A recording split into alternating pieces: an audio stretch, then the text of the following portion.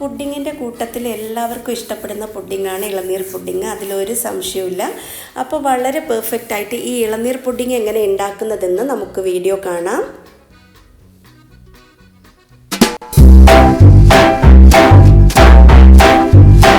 രണ്ട് ഇളനീരാണ് ഞാൻ ഇതിന് വേണ്ടി എടുത്തത്. അതിൻ്റെ പൾപ്പും വെള്ളവും നമുക്ക് ഇതുപോലെ മാറ്റി വെക്കണം.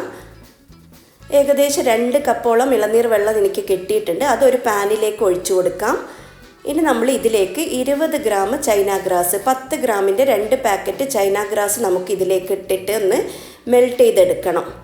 അഥവാ ഇളനീരിൻ്റെ വെള്ളം നിങ്ങൾക്ക് 2 കപ്പ് കിട്ടിയിട്ടില്ലെങ്കിൽ നിങ്ങൾ 2 കപ്പ് തികയുന്നത് വരെ സാധാ വെള്ളം കൂടെ ചേർത്തിട്ട് നമുക്കിതൊന്ന് ചൈന ഗ്രാസ് മെൽറ്റ് ചെയ്തെടുക്കാം. ഫ്ലെയിം ഒന്ന് കൂട്ടി വെച്ചിട്ട് നമുക്ക് നന്നായിട്ടൊന്ന് ഇളക്കി കൊടുക്കണം. അപ്പോൾ നമ്മുടെ ചൈന ഗ്രാസ് നന്നായിട്ടൊന്ന് ഉരുകി വരും. ഒട്ടും കട്ടയൊന്നും ഇല്ലാതെ നമുക്കിത് കിട്ടും. അപ്പോൾ നമ്മുടെ ചൈന ഗ്രാസൊക്കെ നന്നായിട്ട് മെൽട്ടായിട്ട് വന്നിട്ടുണ്ട്. നമ്മൾ ഫ്ലെയിം ഓഫ് ചെയ്ത് ഇതവിടെ മാറ്റി വെക്കണം. ഇനിയൊരു പാനിലേക്ക് നമ്മൾ 500 ml പാൽ ഒഴിച്ച് കൊടുക്കണം. ഫ്ലെയിം നന്നായിട്ട് കുറച്ച് വെക്കണം. ഒരു 200 ഗ്രാം കണ്ടൻസ്ഡ് മിൽക്ക് ചേർക്കണം. അതുപോലെ ഒരു 1/2 കപ്പ് പഞ്ചസാരയും ചേർക്കണം. പാൽ നന്നായിട്ട് തിളച്ച് വരികയൊന്നും വേണ്ട. നമ്മുടെ ഈ പഞ്ചസാരയും ഈ കണ്ടൻസ്ഡ് മിൽക്കും ഒന്ന് അലിയുന്നത് വരെ മാത്രം നമുക്കിതൊന്ന് ചൂടാക്കിയാൽ മതി. പാലും കണ്ടൻസ്ഡ് മിൽക്കൊക്കെ അലിഞ്ഞ് വന്നിട്ടുണ്ട്. നമ്മൾ ഫ്ലെയിം ഓഫ് ചെയ്തു. ഇനി നമ്മൾ ഒരു 250 ml ഫ്രഷ് ക്രീം ചേർത്ത് കൊടുക്കാം. ഫ്രഷ് ക്രീം മുഴുവനായിട്ട് നമ്മൾ ഇതിലേക്ക് ഒഴിച്ചു കൊടുക്കണം. നന്നായിട്ടൊന്ന് മിക്സ് ചെയ്യാം. പിന്നെ നമ്മൾ ഉരുക്കി വെച്ച ചൈന ഗ്രാസും നമുക്കിതിലേക്ക് ഒഴിച്ചു കൊടുക്കാം. എല്ലാം കൂടെ ഒന്ന് മിക്സ് ചെയ്തതിന് ശേഷം ഒരു മിക്സിയുടെ വലിയ ജാറിൽ നമ്മൾ ഇത് ഒഴിച്ചിട്ട് ഒന്ന് ബ്ലെൻഡ് ചെയ്തെടുക്കാം. എല്ലാം കൂടെ നന്നായിട്ടൊന്ന് യോജിച്ച് വരാൻ വേണ്ടിയിട്ടാണ് നമ്മളിങ്ങനെ ചെയ്യുന്നത്. ഇനി ഒരു പുഡിംഗ് ട്രേയിൽ നമ്മുടെ ഈ ഇളനീർ ഇതുപോലെ ഒന്ന് ഇട്ട് കൊടുക്കണം.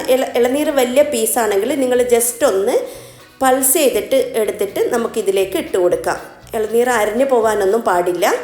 നമുക്ക് ഈ കടിക്കാനായിട്ട് ചെറിയ കഷ്ണങ്ങൾ കിട്ടണം. അതാണ് അതിൻ്റെ ഒരു ടേസ്റ്റ്. അതിന് മുകളിൽ നമ്മൾ ഈ അരച്ചു വെച്ച ഈ പാലിൻ്റെ മിക്സ് നമുക്കിതിലേക്ക് ഒഴിച്ചു കൊടുക്കണം. ഇനി ഒരു 15 മിനിറ്റ് ഞാൻ ഫ്രീസറിൽ വെക്കുന്നുണ്ട്. ശേഷം ഒരു 4-5 മണിക്കൂർ നമ്മൾ ചില്ലറിലും വെച്ച് ഇതൊന്ന് സെറ്റ് ചെയ്തെടുക്കാം.